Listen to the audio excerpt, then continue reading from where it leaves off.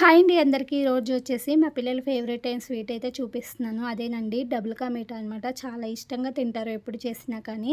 ఈరోజు వచ్చేసి బ్రెడ్ చూస్తున్నారు కదా, చాలా స్మూత్‌గా ఉంది. ఇలా ఉంటే ఆయిల్ అయితే ఎక్కువగా పీల్చేస్తుందనమాట. మనం బ్రెడ్ తెచ్చి ఒక 2, 3 డేస్ అయిన తర్వాత అయితే కొంచెం గట్టి పడుతుంది కదా, ఆయిల్ కూడా కొంచెం మనకి తక్కువగా పీలుస్తుందనమాట. నేను ఎప్పుడు ఇలాగ బ్రెడ్‌తో స్వీట్ చేసినా కానీ సైడ్‌లో అయితే కట్ చేయననమాట.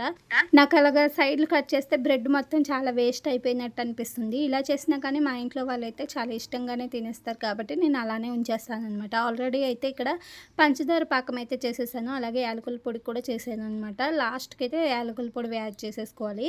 ఇంక ఇక్కడ మనం డీప్ ఫ్రై చేసేసుకున్న బ్రెడ్ పీసెస్ అన్నిటిని కూడా ఇంకా పంచదార పాకంలో వేసేసి కొన్ని పాలు వేసేసి ఒక 2 మినిట్స్ అయితే ఉడికిచ్చేసేయాలండి. అంతలోపు అయితే నేను ఇక్కడ డ్రై ఫ్రూట్స్ అయితే ఘీలో వేయించేస్తున్నాను. మన ఇష్టం అనమాట. ఎన్నైనా డ్రై ఫ్రూట్స్ వేసుకోవచ్చు. ఇంకా రెడీ అయిపోయినట్టేనండి. డబుల్ కా మీఠా చాలా టేస్టీగా వచ్చింది. మా పిల్లల ఫేవరెట్.